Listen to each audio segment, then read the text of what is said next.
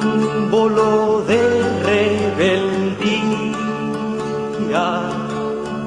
fue tu manera de amar. Serás por siempre profeta, guía de la libertad.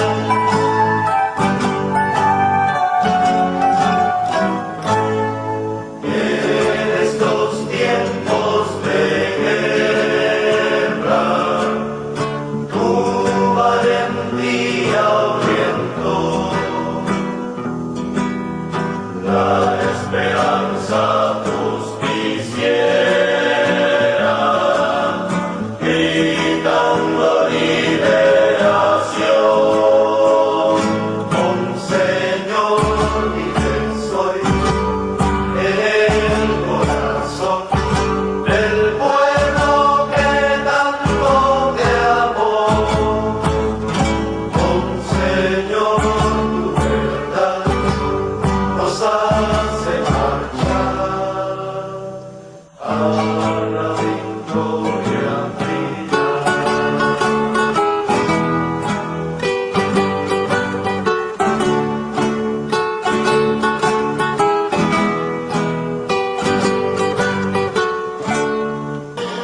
Este es el Frente Intercontinental del FMLN y canal oficial de la militancia en el exterior, rompiendo el cerco mediático y puente de solidaridad internacional con el pueblo salvadoreño.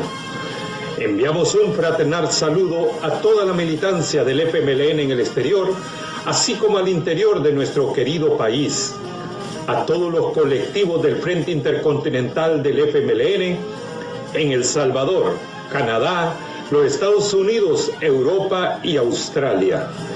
También un fraternal saludo a todas y todos los salvadoreños en el exterior y a todas y todos los que nos siguen y comparten nuestras transmisiones en cualquier parte del mundo.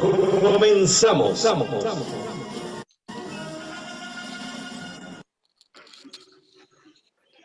Muy bienvenidas y bienvenidos a esta nueva transmisión del Frente Intercontinental del FMLN, canal oficial de la militancia en el exterior, rompiendo el cerco mediático y puente de la solidaridad internacional con el pueblo salvadoreño. Mi nombre es Rubén Cuenca y soy miembro del colectivo digital de Europa. Con nosotros nos honra tener la visita de Miguel Mármol y el padre Trinidad Nieto, con quien estaremos recordando al Monseñor Santo Arnulfo Romero. Para dar continuidad, vamos a proceder a solicitarle a Miguel y enseguida al padre Trinidad Nieto que se presenten de tal manera de que algunos de los que no hayan estado anteriormente con ustedes identifiquen quiénes son ustedes, Miguel Mármol y padre Trinidad Nieto. Gracias, buenas tardes, compañeros. Gracias, buenas tardes, compañeros. Un saludo, un fuerte abrazo desde El Salvador. Mi nombre es Miguel Mármol y soy secretario de la Secretaría de Memoria Histórica del FMLN. Gracias. ¿Y el padre Trinidad, si nos escucha? Bueno, no sé, ¿me escucho? Sí. ¿Sí? Sí, no. ¿Se escucha? Sí. Bueno, buenas tardes a todos los radioescuchas también de este programa. Y mi nombre es Trinidad Nieto. Soy sacerdote ordenado en 1967. Acabo de cumplir 55 años de ordenación. Compañero de todos los sacerdotes mártires de este país, porque fuimos compañeros en el estudio o por estar todos trabajando en esta arquidiócesis de San Salvador. Es un gusto estar con ustedes de nuevo compartiendo algunos minutos de la experiencia vivida en estos años. Muchas gracias, padre. y Miguel Mármol.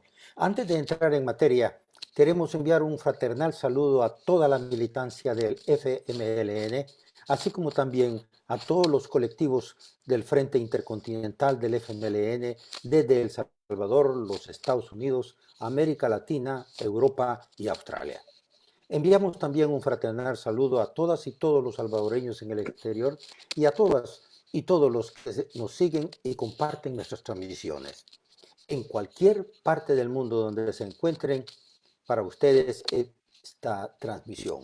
La temática que nos ocupará en el desarrollo de esta entrevista son temas de actualidad y como nos habíamos referido, esta oportunidad nos honra la visita de Miguel Mármol y del Padre Trinidad Nieto. Para iniciar, en memoria del Santo Arnulfo Romero, Padre Trinidad, ¿qué nos puede relatar como aspectos biográficos del hoy Santo Arnulfo Romero? Bueno, creo que hay que recordar para los que no saben o no lo han conocido, y para los que lo conocen, pues hacer memoria. Monseñor Óscar Arnulfo Romero nació en Ciudad Barrios el 15 de agosto de 1917. A la fecha, este 15 de agosto, hubiera estado cumpliendo sus 105 años. Aquí tuvimos diferentes actividades sobre el aniversario, celebrando su cumpleaños. En la cripta de catedral hubo todo el día actividades, y lo mismo en diferentes comunidades del país. Disculpe, Padre, quisiéramos ver la posibilidad de, si usted pudiese abrir la cámara para que la audiencia pueda tener oportunidad de verlo y escucharle. Gracias. Gracias. Bueno, entonces, Monseñor Romero nació de una familia humilde, pero trabajadora. Su padre, Santos Romero, era el telegrafista de Ciudad Barrios. Se cuenta de que Monseñor Romero, cuando ya tenía la edad que podía recorrer las calles de Ciudad Barrios, también ayudaba a su padre a repartir los telegramas que llegaban para las diferentes personas o familias. Su madre, Guadalupe Galdames, una mujer también dedicada a los oficios de la casa, se preparaba o estaba, digamos, organizada para atender a sus 8 hijos, porque fueron 8 hermanos de Monseñor Romero y era el segundo de los 8. Luego, como el padre también de Monseñor Romero, también tenía su taller de carpintería. Él quiso que su hijo aprendiera carpintero y también él entró en la carpintería, pero a la vez, cuando estudiaba en la escuela, conoció unos amigos de otra carpintería, y como notaron que siempre pasaba por una iglesia a rezar cuando iba a la escuela, le preguntaron si alguna vez no él había pensado en que podría ser sacerdote, y él dijo que sí, que le gustaría. Entonces ellos lo animaron y luego le dijeron que iban a platicar con sus padres, con Santos y Guadalupe, para decirles cuál era un poco el deseo de Monseñor Romero. En ese periodo, pues, de la escuela, llegó el momento que fue el seminario de San Miguel. Luego de estar en el seminario, pasó a San José de la Montaña. Estando en San José de la Montaña, después de un año estar ahí, fue uno de los elegidos para ir a estudiar a Roma y completar así sus estudios de filosofía y teología, terminando esos estudios en 1942, en plena guerra. Entonces él, precisamente por la guerra, solo terminó los estudios a los 24 años y trató de regresar al país. Al llegar acá, celebró su primer misa en Cacaopera. fue nombrado después párroco en la Unión y luego trasladado a la Catedral de San Miguel. En San Miguel comenzó a acercarse bastante a algunos sectores de la población, como eran los canicas, los lustrabotas y a la gente pobre. Tenía una sensibilidad muy grande, muy humana, y se alegraba de poder conseguir ayuda de los pudientes de San Miguel para ejercer alguna acción caritativa con todas estas personas, sin cuestionarse ni preguntarse el por qué, la razón de que hubiera gente viviendo también en la pobreza y en la miseria. En 1968 fue nombrado secretario de la Conferencia Episcopal de El Salvador y así llegó a San Salvador, al Seminario San José de la Montaña, donde escogió como lugar para vivir en ese tiempo. Allí es donde yo tuve la oportunidad de conocerlo, porque yo estaba terminando los estudios en San José de la Montaña. También allí conoció bastante a Rutilio Grande, porque Rutilio Grande era parte de los formadores en el Seminario San José de la Montaña. Entonces se creó, digamos, una cercanía tan grande entre Rutilio Grande y Monseñor Romero, que produjo la confianza mutua. Monseñor Romero le tenía mucha confianza a Rutilio y Rutilio también creía mucho en Monseñor Romero. Luego, en 1970 fue nombrado obispo auxiliar de San Salvador, del arzobispo Luis Chávez González.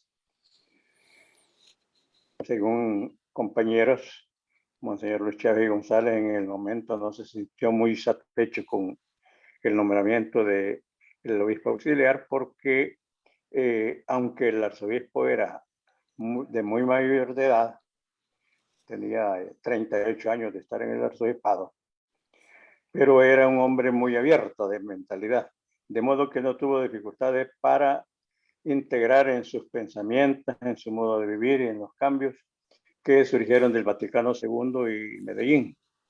Entonces eso fue muy positivo porque se produjo que en la arquidiócesis hubiera un clero también bastante progresista, ¿verdad? Porque él se encargó de que el clero de la arquidiócesis se formara en esa nueva visión de la iglesia y de ese compromiso. Entonces Monseñor Romero todavía no entraba mucho en eso, por eso Monseñor no sentía que iba a tener el apoyo que él hubiera esperado. Pero de todos modos, Monseñor Romero fue metiéndose más en el conocimiento de la realidad. En el 74 fue nombrado obispo de Santiago de María. Santiago de María comenzó a acercarse más a las comunidades, porque el trabajo pastoral que se había realizado allí, la formación de las comunidades eclesiales de base, tuvo que él acercarse a la gente y la gente lo recibía con mucho goce, mucha alegría y esperanza. Pero también él aprendió un modo de ser nuevo de la iglesia pueblo de Dios, porque también el concepto de iglesia con el Vaticano, digamos, cambió y se resumió en que la iglesia es el pueblo de Dios.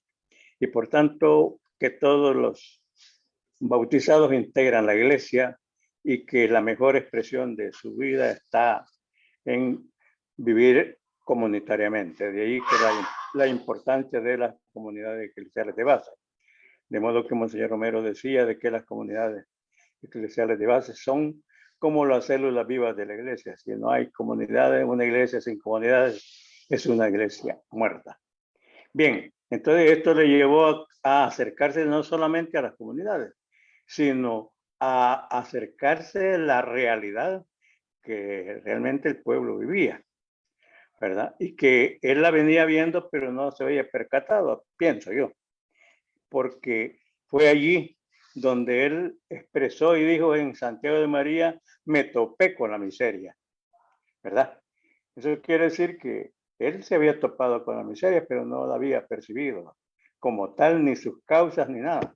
Pero al toparse en Santiago de María con la miseria, entonces ya le despertó, digamos, en cierto modo, el conocimiento de que la miseria no es voluntad de Dios, ni es algo que normal en la existencia de los seres humanos, sino es consecuencia de un sistema injusto que favorece a unos pocos y desfavorece a la mayoría. Entonces él constató eso y ya, además de que estando allí en la diócesis de Santiago de María, se da la primera masacre de 3 calles. Él va a 3 calles a ver lo que pasaba y lo que pasó le conmovió tanto que también casi derramó sus lágrimas junto a los familiares de las víctimas que habían sido masacradas. Y le surgió una pregunta que le hizo al padre. El padre le dijo, ¿y de quién es esta tierra? Entonces él le mencionaron de quién era, él más o menos conocía ya los grandes terratenientes de Usulután y de Santiago de María y sabía que algunos de ellos eran muy vinculados a la iglesia. De modo que él se preguntó, después de todo esto, ¿cómo es posible? Para él, la visión era que esa familia era de las mejores familias católicas. Pero le chocó ese pensamiento con el hecho de saber que siendo dueños de la finca o de la hacienda, pues no, digamos, no desconocían y quién sabe hasta dónde ellos habían permitido la masacre en ese lugar. ¿Qué le pregunta al padre Juan? Padre, ¿y esa gente se irá a convertir?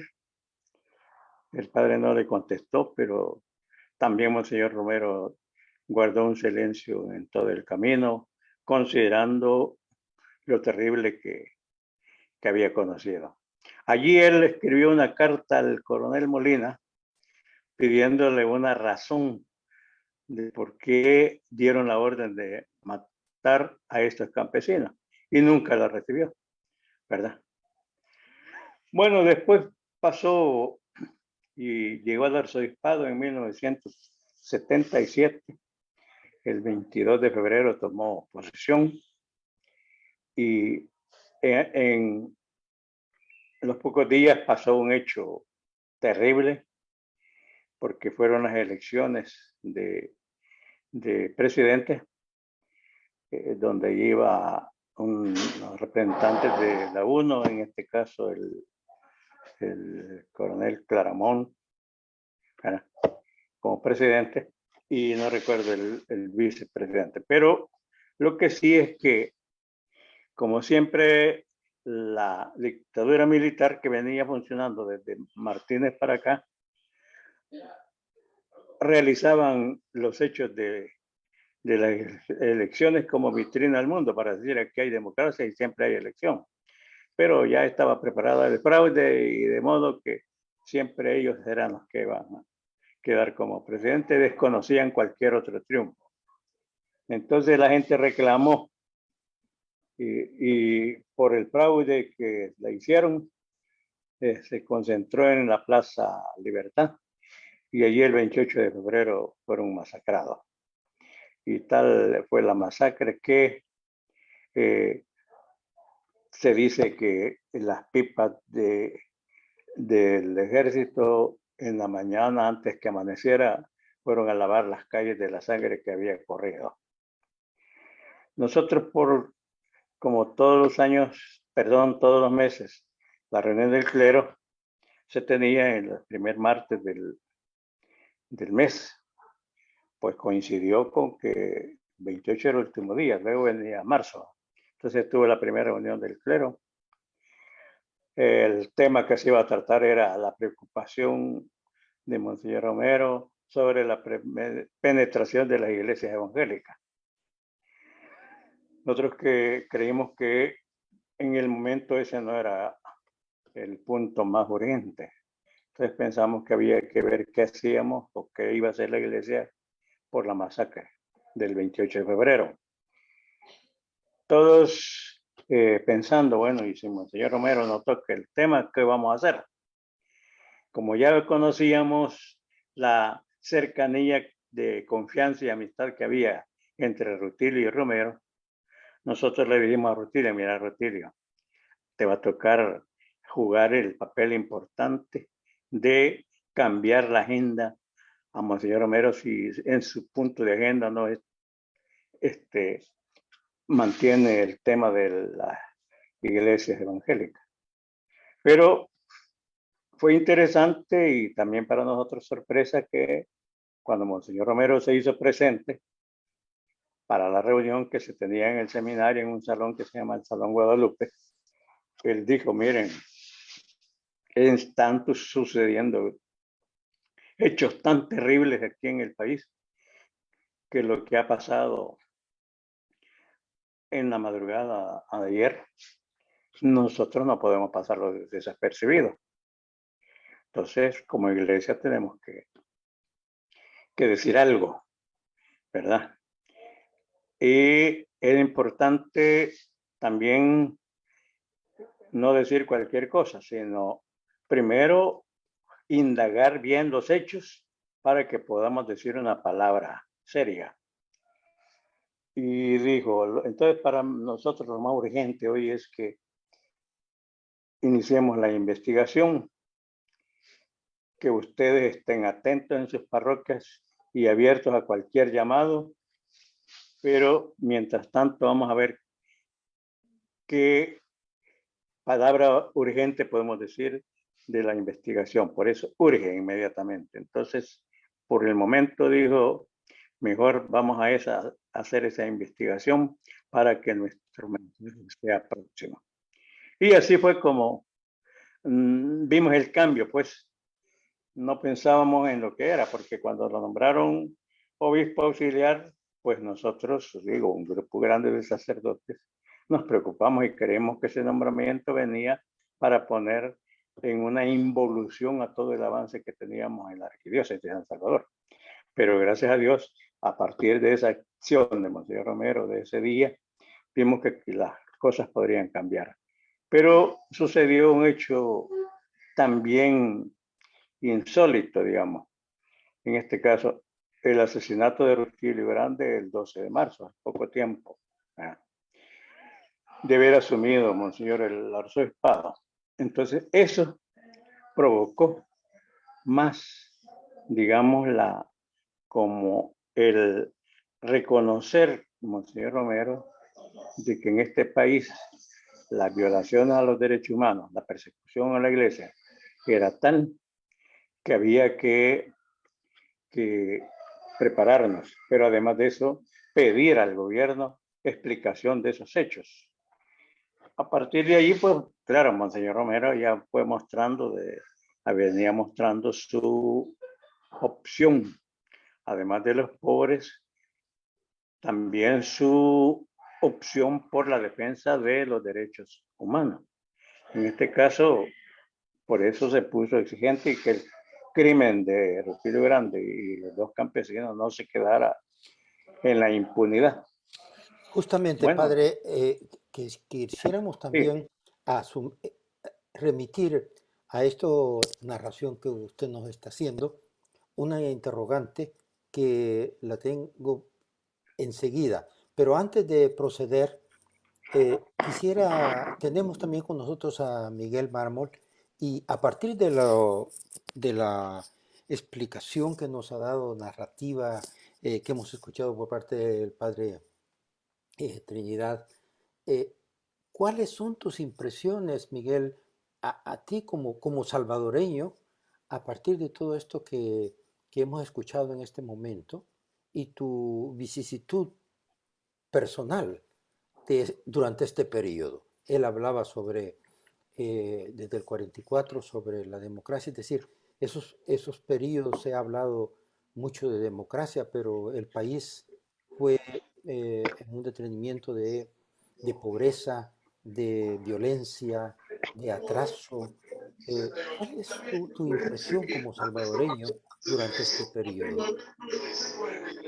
Gracias, Rubén. Mis impresiones son muchas y por lo que nos está contando el padre Trini, cariñosamente el padre Trini, A mí me conmueve mucho eso que él narra con aquella masacre de 3 calles. Creo que ese es un hecho muy importante recordar y destacar, pues los asesinados son todos catequistas, son personas que estaban ligadas a la Iglesia Católica y que trabajaban precisamente en difundir la palabra de Dios en ese momento y fueron asesinados por la Guardia Nacional.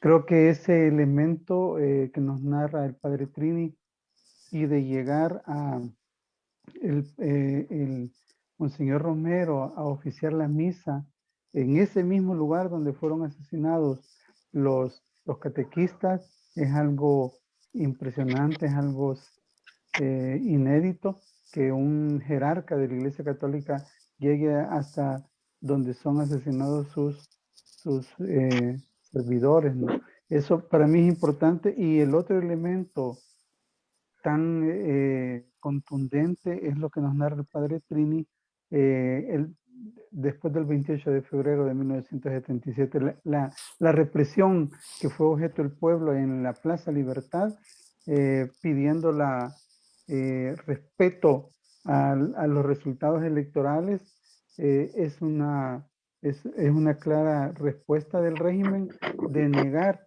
ese acceso a la democracia. Y creo que como nos narra el Padre Trini, que vivió ese momento tan crucial, la actitud o lo que Monseñor Romero dice, no podemos pasar por alto esto. Creo que esos son para mí dos elementos impresionantes que se vivió en este país y que qué bueno que ahora los recordamos porque son esos elementos importantes para la reflexión actual. Es decir, siempre se ha hablado de la democracia y los regímenes dictatoriales del Salvador, lo hemos conocido, hablan que en nombre de la democracia hacen atrocidades. Y esto nos llama a la reflexión. Es importante lo que el Padre Trini nos cuenta porque nos llama a la reflexión, es lo que estamos viviendo. Ayer Gracias. hubo una protesta importante de familiares de las víctimas que están encarceladas injustamente. Y continúa entonces la injusticia en este país. Muchas gracias, Miguel. Estamos conversando con Miguel Mármol y el Padre Trinidad Nieto. Y es una transmisión que estamos realizando a partir del Frente Intercontinental del FMLN, canal oficial de la militancia en el exterior, rompiendo el cerco mediático y puente de la solidaridad internacional con el pueblo salvadoreño. Enviamos un saludo a los que se han conectado a este canal. Les agradecemos mucho por seguir las transmisiones y les agradeceremos, en dado caso, pueden dar me gusta, hacer sus comentarios y compartirlo igualmente. Padre Trinidad, el 28 de febrero de 1977, usted ya ha referido, las fuerzas de seguridad disolvieron violentamente esa concentración política que usted ha referido también. El presidente Arturo Armando Molina arrestó y expulsó del país a los sacerdotes Bernard Surville de los Estados Unidos y Wilbur Deneau de Bélgica, miembros del clero arquidiocesario, y 3 semanas antes, a finales de enero, había sido arrestado y expulsado del país el sacerdote colombiano Mario Bernal.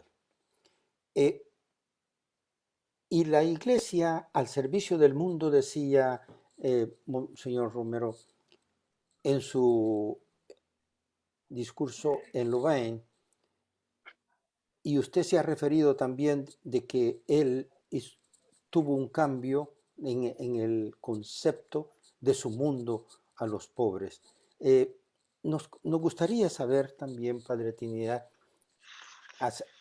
el contexto que el Santo Romero quiso entregar cuando hizo esta participación en Louvain. ¿Qué nos puede comentar al respecto?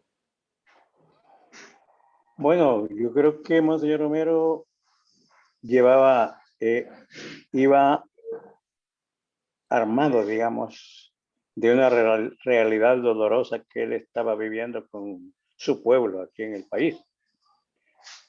Sobre todo con la marginación, la exclusión de los pobres en el país, y sobre todo del sector campesino, que era el que más lo conocía y que de alguna manera le enseñaron también a él a leer la realidad desde la luz del Evangelio, ¿verdad? Porque él decía, por eso es que los campesinos le enseñaron a leer el Evangelio. Y él mismo sacó la conclusión de que con este pueblo no cuesta ser buen pastor, ¿verdad? O sea que el Monseñor Romero tenía al pueblo como su didacta también. Pero un didacta que lo ubicó en el contexto de una realidad cruda que se vivía en el país. Entonces, y que esa realidad le hizo comprender lo que los documentos de la Iglesia también hablaban ya, el Vaticano y Medellín, que la Iglesia debe estar al servicio de los pobres. Claro, para estar al servicio de los pobres como Iglesia también hay que tomar la opción por los pobres. Y eso es lo fundamental en el caso de Monseñor Romero, ¿no? Que tomó la opción por los pobres. Digo pues porque en nuestro país muchos posiblemente leyeron o no leyeron el Vaticano y Medellín, pero igual no tomaron la opción por los pobres, ¿verdad? Como todos los obispos que se pusieron y abandonaron a Monseñor Romero y lo señalaron. Entonces, por eso cuando Monseñor Romero va a recibir este reconocimiento por su papel de un obispo identificado con los pobres, defensor de la causa de los pobres, defensor de los derechos humanos, cuando va también a denunciar que no es posible la vida con dignidad si no se logra la justicia, ¿verdad? Digamos que reparta o que dé a cada persona que construye la economía también la posibilidad de una vida con dignidad. Bien, pues entonces en ese tiempo Monseñor Romero con ese discurso en Lovaina dejó claro, porque él dijo en su discurso que la esencia de la Iglesia está en su misión de servicio al mundo y en su misión de salvación que está, a la cual la Iglesia totalmente debe estar integrada, pero que es una misión de servicio al mundo de los pobres para salvarlos, ¿verdad? Y también para devolverles la dignidad. Por tanto, la misión de la Iglesia tiene que ser una misión en la historia, aquí y ahora. O sea, que la Iglesia no va a estar pensando en que la salvación es para el otro mundo, ¿verdad? Sino para acá.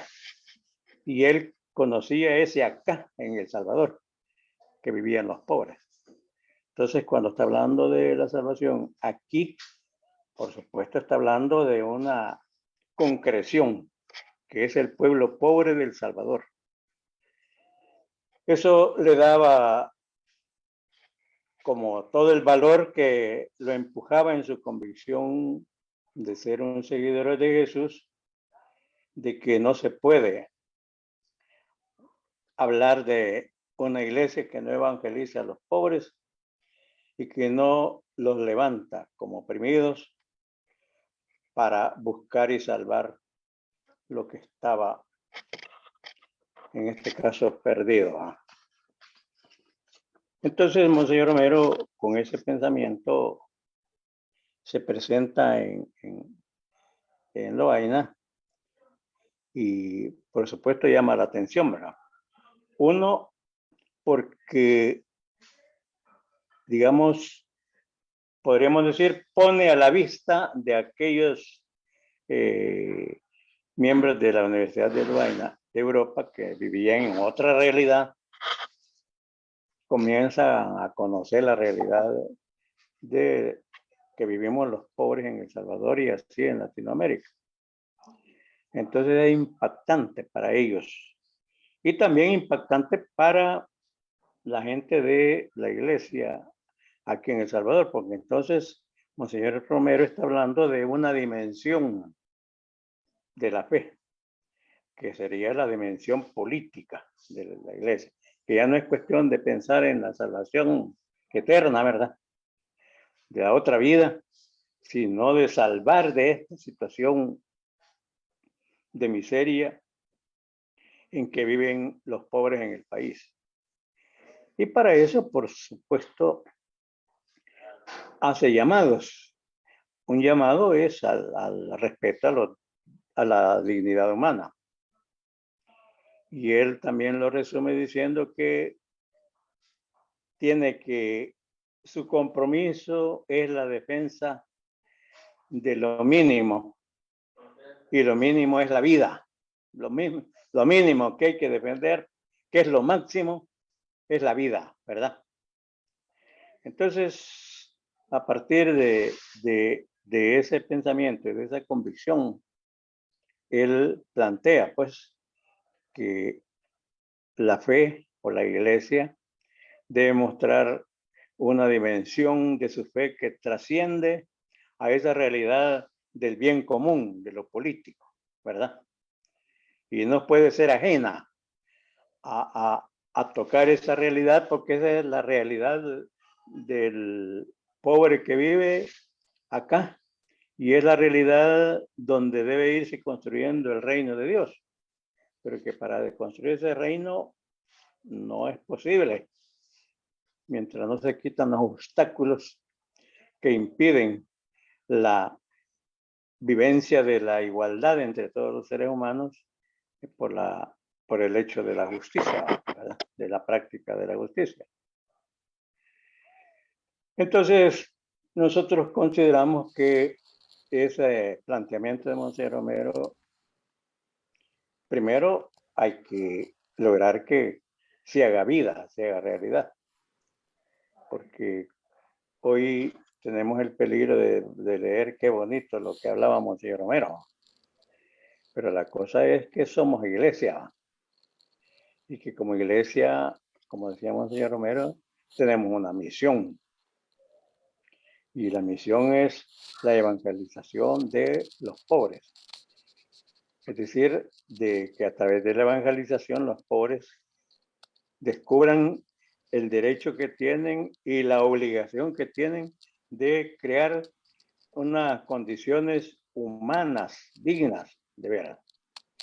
No tanto, digamos, aunque eso no se excluye, pero que no vamos a decir que hagamos un pueblo santo. El pueblo santo se va a construir cuando haya justicia. Todo.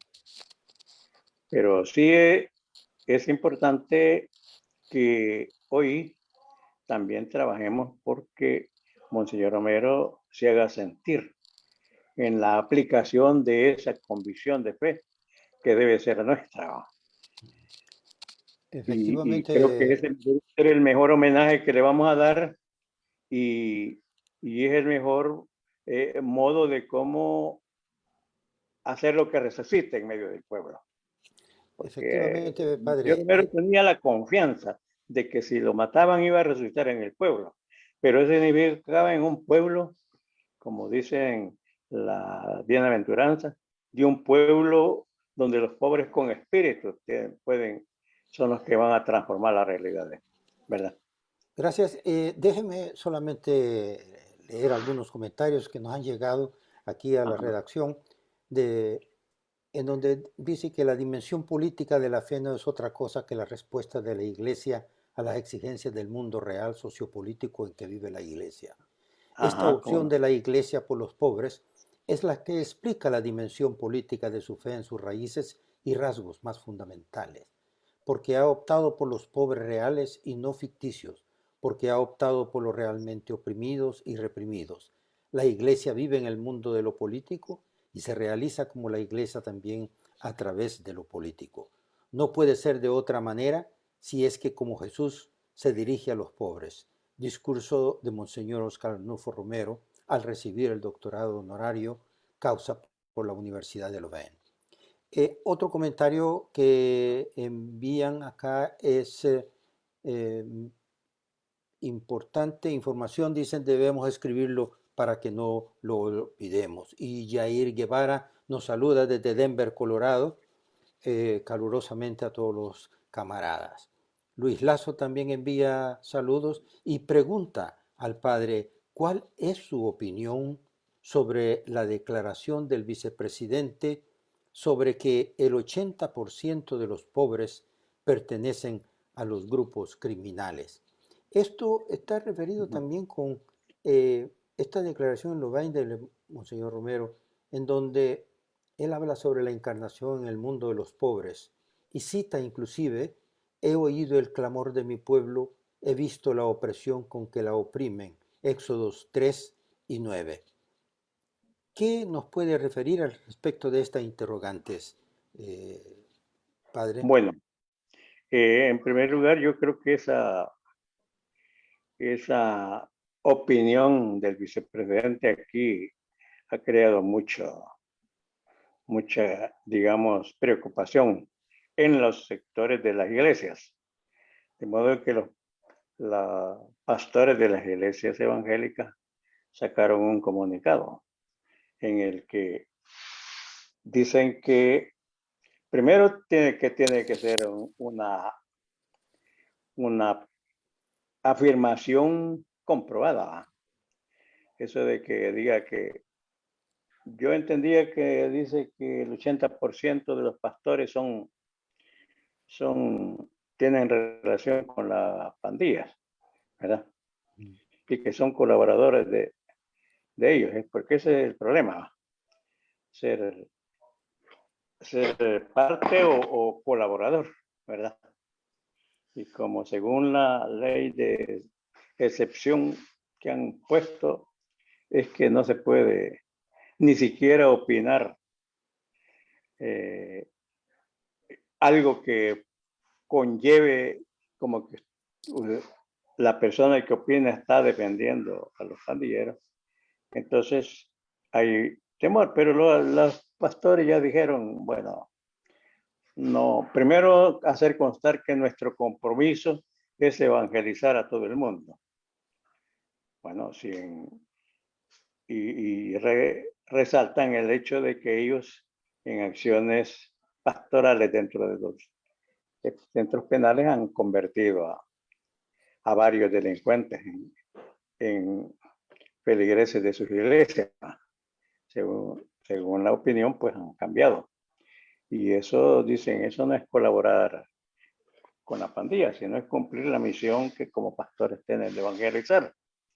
Bueno, entonces yo pienso de que es una opinión, primero no comprobada, ¿va? ¿Cómo decir que el 80% de los pastores tienen que ver con las pandillas?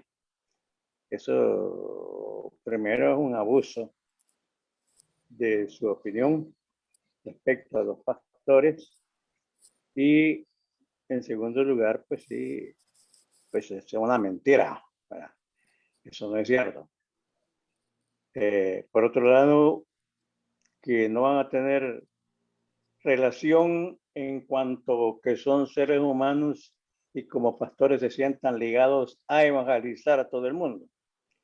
Eso es un mandato de Jesús. Vayan y evangelicen a todo el mundo, ¿verdad? Entonces no podemos negar que un pastor tenga que acercarse también a alguien que anda por mal camino, decirle, mira, apártate de allí, porque, bueno, las razones que sean, pero ya el hecho de acercarse ya lo están vinculando, ¿verdad? Entonces, creo que es una afirmación que dio el ministro que no tiene fundamento ni base, sino como que son de lo que en este país tratan de hacer, de levantar imágenes negativas de las personas que quieren destruir. En este caso, pues sí, eso es lo que hemos visto que hacen con todos los de partidos políticos anteriores, que siempre están tratando de botar su imagen, de modo que si alguien los admiraba, que ya se olviden, que son gente mala. Ahora, si los pastores con su quehacer pastoral están también poniendo en evidencia hechos injustos, inhumanos, de violación también a los derechos humanos, y por eso los quiere desfigurar en su imagen para que digan que son vinculados a las pandillas, pues es un error grande, ¿verdad? Y Gracias, una padre. amenaza para los... Gracias. Lamentablemente el tiempo está premiándonos. Hay mucho que comentar en el futuro y nosotros esperamos que contar también en el futuro con su presencia. Esperamos que su tiempo lo permite. Eh, Antes de terminar, voy a referirme que hay, además de los que están viendo la transmisión, hay otras personas como Ramón Hernández, María Ulma, Hugo García, Antonio Ordóñez, Reina de García, Miriam Ayala, Pablo Hernández, entre muchos otros que están viéndonos en este momento. Quiero proceder a agradecer una vez más a Miguel Mármol y al Padre por haber estado con nosotros, y en este agradecimiento a nombre del Frente Intercontinental del FMLN, canal oficial de la militancia en el exterior, reiteramos nuestros agradecimientos a todos y cada uno de ustedes y principalmente al Padre Nieto y a Miguel Mármol. Nos despedimos, no sin antes invitar a toda la militancia en el exterior a unirse a este esfuerzo y hacer un llamado a la unidad exigiendo la libertad para las y los presos políticos en El Salvador.